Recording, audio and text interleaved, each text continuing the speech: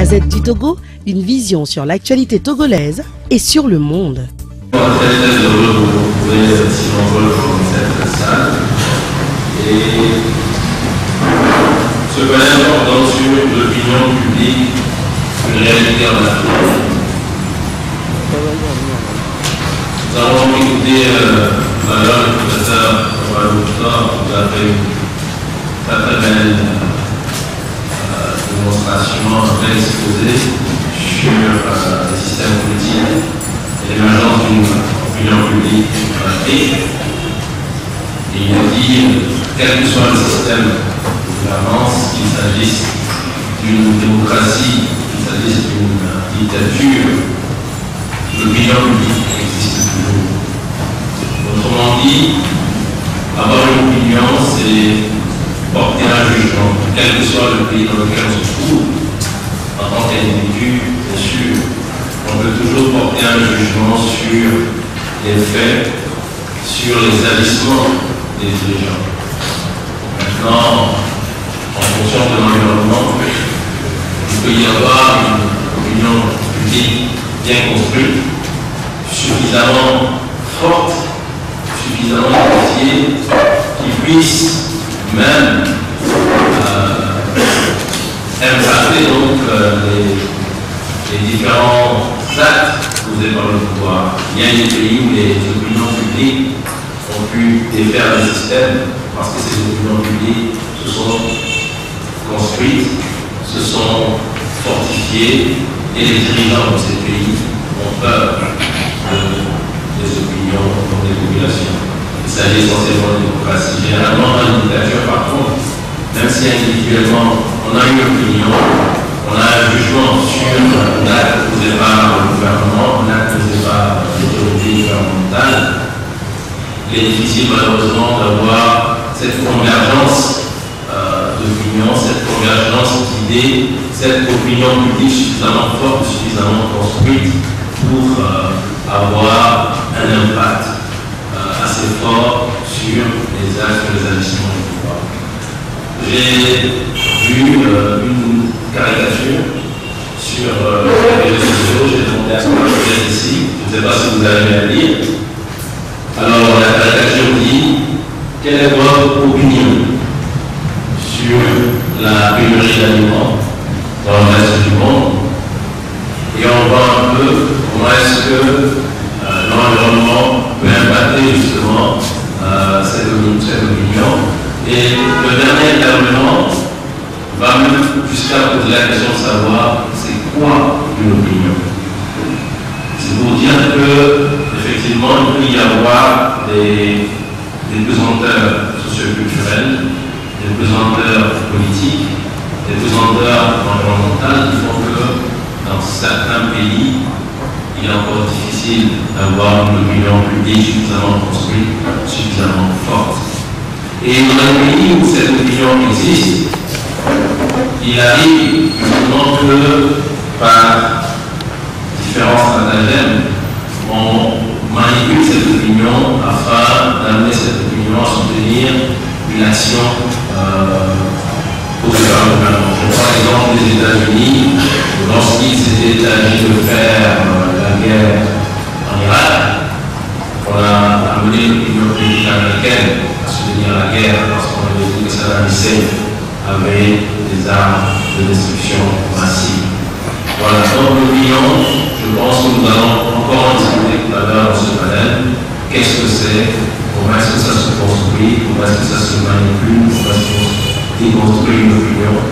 L'impact de l'opinion, etc., etc. Donc, je vais tout à l'heure passer la parole à chacun des membres de ce panel. Je commencerai par le professeur Ouattara, qui est historien, et chacun donc des membres de ce panel aura une quinzaine de minutes à peu près pour présenter sa communication et ainsi dans ce liste. Si le professeur Ouattara est prêt, donc je lui passe le micro.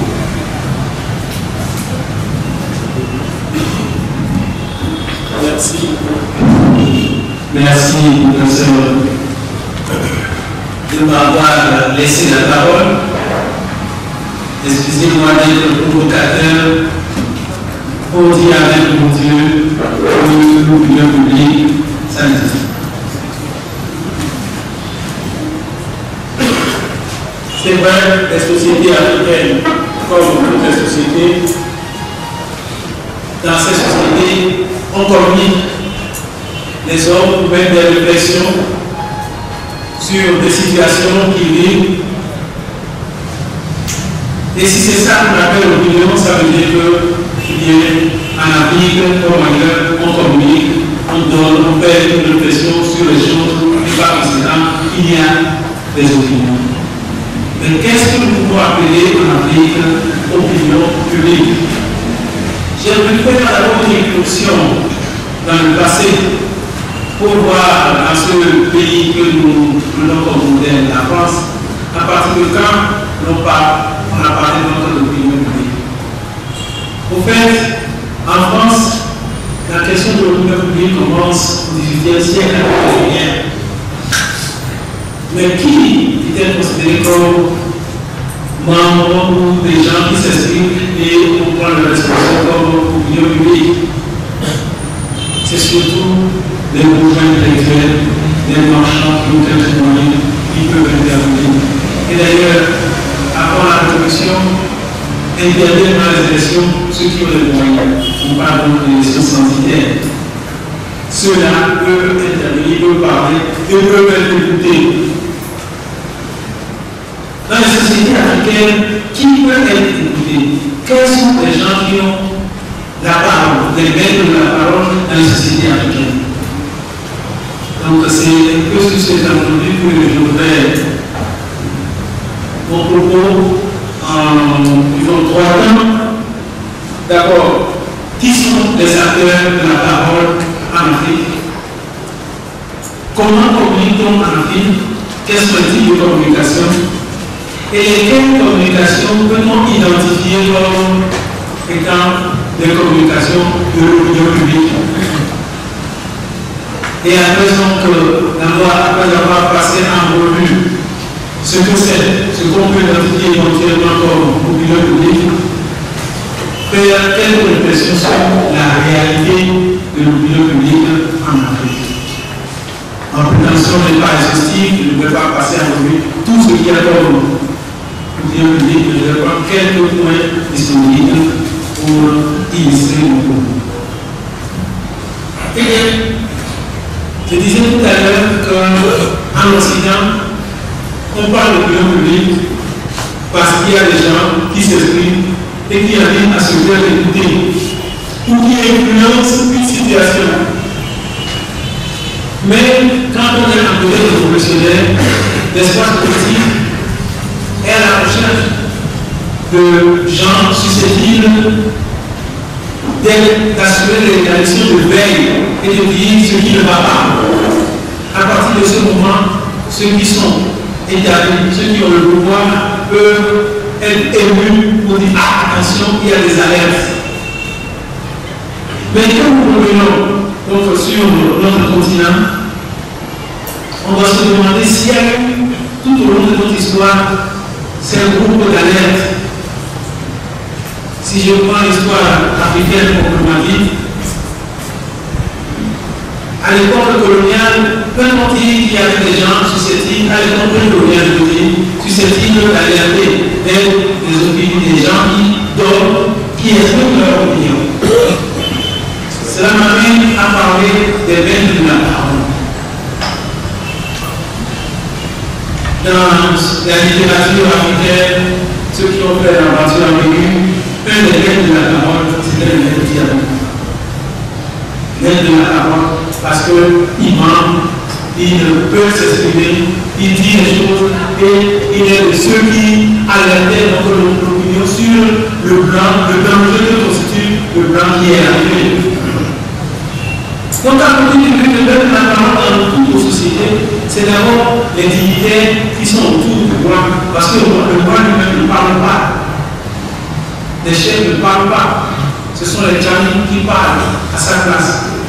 Donc, on pourrait déjà à ce niveau trouver une opinion. C'est eux qui expriment ce que la communauté pense. Et d'ailleurs, c'est sur leur expression que finalement les jugements sont rendus dans les cours. Autre personne susceptible d'être un acteur important dans nos sociétés africaines, en parlant de l'imam, je parle des revenus dans les sociétés où on n'est pas islamisé, des revenus, parce que quand le roi se lève, il ne peut pas sortir tant que son bouton ne questionne pas le temps, ne questionne pas le temps pour dire sous quel signe commence le monde, commence la vie de la journée. Et à partir de là, le Bokoro n'est pas celui qui invente. À partir donc de son gouvernement, quand il voit le politique, toute l'histoire qui concerne ce politique lui permet de dire voilà comment la journée va commencer. Ce qu'il dit, ce n'est pas de lui, c'est une opinion généralement, une connaissance établie par la communauté des Bokoro qui connaissent la cosmogonie, qui disent voilà comment la journée va commencer. Et cette opinion, elle compte le roi, le chef, doit pouvoir prendre ça en compte pour sa journée. Ça influence l'organisation de la société. Autre personne susceptible d'être maître de la parole dans ces sociétés africaines, ce sont ceux qu'on appelle les sages. Et qui sont ces sages? Nous sommes une société démocratique et toute personne âgée est censée avoir une opinion. Et ces personnes censées, ce sont des chefs de famille. Mais n'est pas chef de famille tout vieux. Un chef de famille, celui qu'on a vu comblé de sagesse, celui qui est capable de regrouper la communauté, mais celui qui a également une connaissance profonde et intime de sa communauté. Donc le chef de famille, ce n'est pas forcément le plus âgé, mais le chef de famille, c'est celui qui a une expérience de la vie communautaire, qui connaît l'histoire de la famille. Donc, il a une opinion, il explique. Maintenant, il ne faut pas penser que c'est seulement les jeunes, puisqu'il y a des jeunes qui peuvent également jouer ce rôle. La preuve, le choix des chefs, des chefs de famille et même des rois ne se fait pas sur la base de la démocratie uniquement, mais sur la base du choix sacré. Et quand vous êtes choisi, c'est parce que les oracles ont dit que vous avez telle connaissance, que vous êtes descendant de tel chef, et parfois on se donne que des petits tiennent des discours de grands. Et ces petits, on a l'habitude de dire ah, c'est un grand-père qui s'est incarné, il a une sagesse. Et celui-là, tout en étant d'âge parmi, peut être écouté. Donc nous avons une diversité dans notre communauté africaine de gens capables de s'exprimer. Et ceux-là, tout au long de l'histoire, s'expriment et participent à l'équilibre social de notre communauté. Donc le chef ou le roi ne doit jamais gouverner seul dans le monde africain. Ces chefs de l'autre ont toujours tendance à écouter ceux qui les entourent, à écouter ceux qui sont susceptibles d'avoir la sagesse. Parmi ces gens qui ont la parole, il y a également dans nos sociétés des femmes. Et les femmes ont une fonction spécifique. C'est ce pourquoi on respecte les danses. Le président, c'est celui qui peut parler, c'est celui qui peut réveiller son frère et dire attention, il faut parler dans tel domaine. C'est les opinions qui s'expriment et qui contribuent à l'harmonie de la société.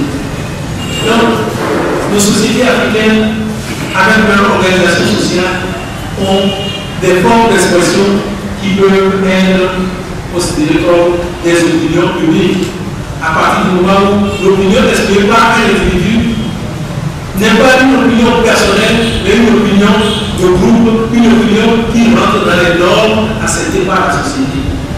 C'est en cela que nous pouvons dire qu'avant le XVIIIe siècle, comme aujourd'hui, nos sociétés africaines ont une organisation sociale permettant à une partie qui n'a pas le pouvoir de s'exprimer et d'être écoutée. Ceci dit, comment, à travers l'histoire, cette opinion publique va changer et va se développer. La colonisation est une phénomène de 70, 100 ans, mais c'était une période difficile pour les populations africaines. Nous avons tous connaissance des résistances que les chefs, les peuples ont côté, il y a des formes d'expression pertinentes qui peuvent être considérées comme une expression de l'opinion publique. Si je vous amène au Kenya, les luttes des Maoris. Donc, c'est des groupes qui ont commencé par contester l'administration coloniale et se sont organisés pour s'exprimer. Et à partir de là, ils ont pu sur la base d'un pacte social dire les bases, les blancs, c'est rien. On peut, avec des questions magiques, aller contre et ensuite organiser un groupe pour aller au combat. Même si l'arme à feu en a tué, ils ont quand même sensibilisé la population sur les méthodes de la colonisation. Je voudrais revenir là pour l'eau. Est-ce qu'il y a eu une opinion pendant la colonisation, une opinion publique? La plus connue, c'est ce que nous avons appelé, qui se faisait appeler les Touareaux. Quand dans les années 20, plus précisément en 29, la crise économique mondiale arrive au Congo, l'administration coloniale a trouvé une occasion pour augmenter la fiscalité. Mais c'est sans compter avec les jeunes dynamiques qui ont compris que le blanc est là pour les exploiter, pour les noyer. Ils se sont organisés à côté de leurs parents.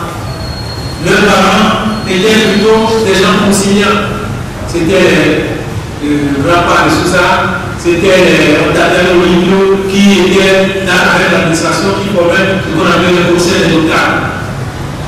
Et sur le conseil des notables, les deux les ont nommés les notes des incapables.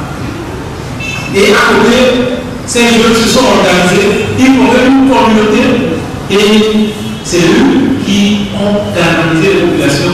Et on parle donc de la révolte des femmes. Et il a fallu une opinion pour forger les femmes à se mettre en lutte. Et c'est comme ça qu'en janvier 1933, les femmes aujourd'hui, sous l'inspiration de ces jeunes, ont forgé toute une opinion pour combattre l'administration coloniale. Et ça a été un événement important, détonateur de la lutte nationale contre l'autre. On peut voir encore cette forme d'organisation des Touareaux à Berne. C'est une organisation qui est là. À Berne, quand vous avez un désert, vous ne pouvez pas décider de vous-même. Les Touareaux sont là. Il faut aller voir les Touareaux. C'est eux qui ont l'opinion, c'est eux qui gèrent la communauté. Les chefs sont là, mais c'est les Touareaux qui se réunissent pour prendre des décisions. Donc voilà une vieille tradition d'opinion publique qui sensibilise et qui organise, qui stabilise la population pour qu'il n'y ait pas de chevauchement dans les événements organisés par la communauté. Donc, nous pouvons dire que la société togolaise, les sociétés africaines ont des formes de contre-pouvoir fondées sur l'expression populaire. Et cette expression populaire est organisée et sous forme d'opinion publique. Aucun chef dit qu'il peut rester télévisé, ne peut passer outre cette opinion. L'histoire a reconnu qu'il y a qu'un qui a voulu passer par outre cette opinion et il a été considéré comme dictateur et l'histoire l'a sali, c'est Akokoli. Si Akokoli a permis aux élèves de se disperser, c'est parce qu'il a passé outre l'opinion de ces gens qui pensent que sa gestion est une gestion catastrophique. Et il s'est entêté, et voilà. C'est d'ailleurs ce pourquoi la plupart des communautés élevées sont des communautés indépendantes, des communautés indépendantes qui font qu'on n'a pas connu un royaume fort au moment de l'arrivée de la colonisation. C'est pour dire qu'une opinion existe.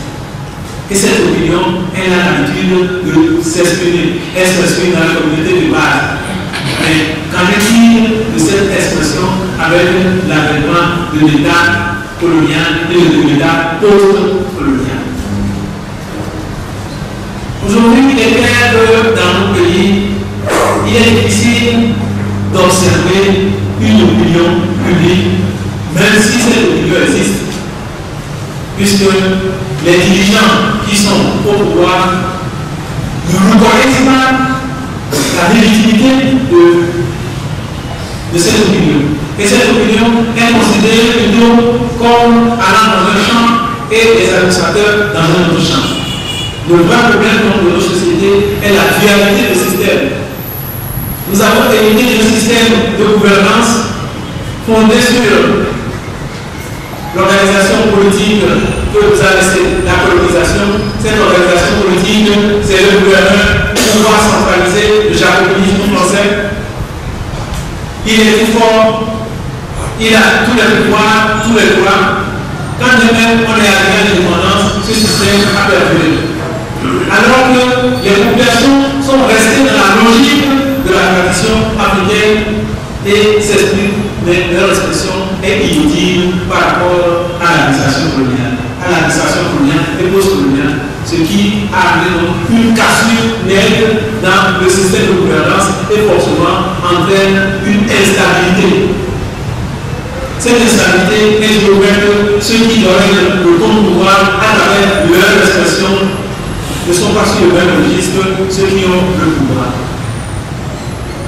La réalité aujourd'hui dans l'Afrique qui fait qu'il est difficile de parler de l'opinion publique, c'est cette dualité de système social et politique où nous avons d'un côté une administration politique et administrative fondée sur un système importé et de l'autre côté des populations qui sont dans un système toujours africain mais qui n'est pas bien lien de convention entre les deux.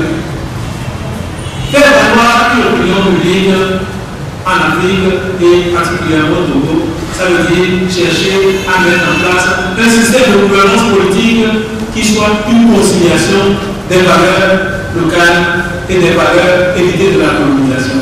Cette valeur héritée de la colonisation reste la valeur prépondérante et pose un problème.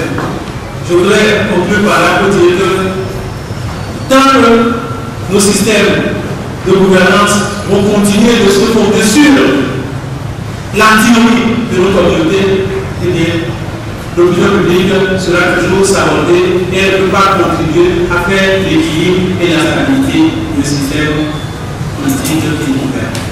Je m'arrête là.